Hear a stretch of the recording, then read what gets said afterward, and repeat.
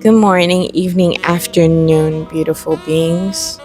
I just finished recording a really nice morning tutorial here at the park.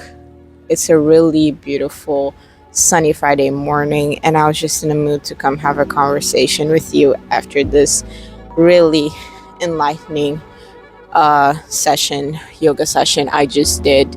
I made the rookie mistake though of not bringing the SD card for my camera. I have my whole setup here. I'll put a shot of it on screen because I don't want to move my phone after setting it up. But I didn't bring my SD card, so I have to record with my phone. Rookie mistakes, it happens, we move. Today I just wanted to come talk to you about this video. Actually, this conversation was brought by this video that I saw. It was just like a joking reel, somebody talking about the experience of having to always correct people with their name and the pronunciation of their name. And that's just something I relate to because I don't think my name is complicated at all by any means. But that doesn't take away from the reality that it has been my experience to always correct people about my name, the pronunciation, the spelling, just it's always a thing. And for a lot of my childhood, that made me feel so bad because I, as well as many people, grew up with the idea that being different means being bad, and that if you stand out in any way, it makes you less than or it makes you abnormal. So we grow up with this thing in our minds, with this conditioning in our minds that we must fit the rule, we must fit a box, we must fit somewhere and in some way in order to belong and in order to be socially acceptable. And I really only began challenging that thought when I started doing inner child healing. And I don't know if a lot of people actually know what people mean when we say inner child healing, but at least to me, inner child healing was a practice of reparenting myself. And that's teaching yourself, becoming a parent, becoming an educator, becoming a mentor for yourself, to tackle this conditioning and these beliefs that are really creating limitations in your life and in your mindset, and not taking you the places you want to go or putting you in places that you don't belong in. And one of the ways that you start doing this, one of my favorite practices and one of the first things that I did to begin understanding what needed changing was really looking at the things that brought me discomfort to feel and trying to associate it to when I first started feeling this. And most times it took me back to a childhood memory where I first learned this idea. For example, let me give you an example so it becomes clearer. My entire childhood, I'd always been called an overly sensitive person. I don't see it as disadvantage anymore. I see it as one of my superpowers. Actually, it allows me to be an incredibly empathetic person. It allows me to put myself in the position and the shoes of different types of people, and it helps me understand how I can help different types of people, and that's great for me. But that's not my experience growing up. I was taught that that's something to be ashamed of and that you had to be almost stoic. And that's where that connotation of I'm overly sensitive, that's wrong and that's abnormal, came from.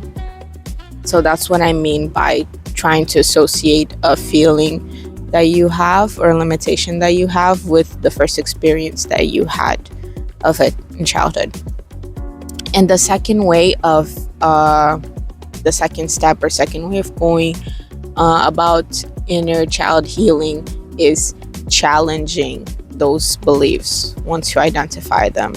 So when I realized that I felt shame about my feelings because I had always been told that I'm an overly sensitive person and that's not right, the way that I went about challenging it is actually asking myself, like, who's saying this?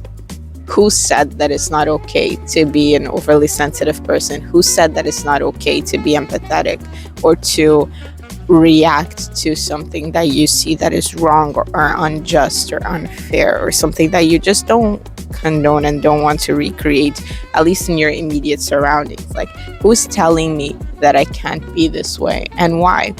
Are those people that I want to listen to? Are those people who have any authority in my life? And are those people that I want to allow to dictate what my experience of reality is? I always forget the name of this psychologist and author because I just never remember people's names. But I'll insert here the quote. Our reality is simply the experience that we agree to attend to. So who were these people that were telling me that my experience had to be one in which being a sensitive person was wrong? A really big part of healing is challenging those thoughts. I just wanted to bring that into awareness, because once I did, I realized that there was actually nothing wrong with having features or thoughts or like personality traits that make you stand out. Of course, given that they're not harming anyone and they're bringing more good than bad into the world, because that's just another topic. I don't believe that there's good without bad, or that people can be purely good or purely evil, but that's another conversation we'll go into maybe some other time. Challenging those limitations really made me realize that there's nothing wrong with standing out, because when you challenge those thoughts and you start reframing your mind around them, you realize that these things aren't separating me. These things aren't isolating me. These things are giving me a doorway in. Where I once felt small, unworthy, because I had something so different about me, I started learning and I started reteaching myself that is actually one of my greatest advantages. I started telling myself, my name is a conversation starter. I always like to imagine possibilities in my life as a collection of 1,000,000,001 doorways that are around me that I cannot see, that are always open to me. So that reframing of mind allowed me to go from that doorway where I saw myself as separated, as isolated, as a black sheep, as not belonging, to where this became my advantage and a conversation starter and a point of connection with other people. Because the goal of all of this is connecting to people. The goal of all of this is for us to feel like we're leaving a mark. And if you're someone who has such big aspirations and such big goals, and you have so many plans and so much that you want to share and give, but you just don't know how to get started and how to put yourself out there and how to feel comfortable, how to feel like you can do these things that maybe you see other people doing and you don't understand how they can put themselves out there like that. It's because they reframed their mind. It's because they learned those limiting beliefs. Maybe they did a lot of inner child healing as well, because that works. Like, I will never in my life stop talking about that. But those people worked on reframing their mind about things that they once saw as limitations about themselves. And I think that's pretty much all I wanted to talk about today. I've made this video before, but it was highly scripted. I didn't resonate with it, to be quite honest. And I wanted to bring this topic up again because I just wanted to speak from the heart. That's what I'm doing here today. But if you take away something from this video today, take away the point that you can always reframe something that you see as a disadvantage for you. Because reality doesn't have to be good or bad. Reality just is. And that means that you can make whatever you want out of it. Today I didn't bring my SD card to record this video. I could have given up and thought like, oh, it's gonna be so fucked because I have to record my phone. The quality is gonna be bad. The quality is gonna be this and that. The video is gonna... It didn't matter. I did what I wanted to do. Everything else is something to worry about on the side. Because you know what? You have to do something. Even if it means that you can improve later. But you have to reframe your way of thinking. There's a dog pooping on the background.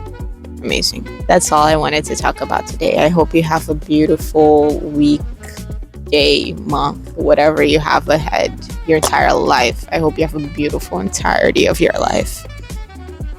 And never forget that the doorway that you want to walk through is always open to you. You just have to change what's up here. Love you. See you next time.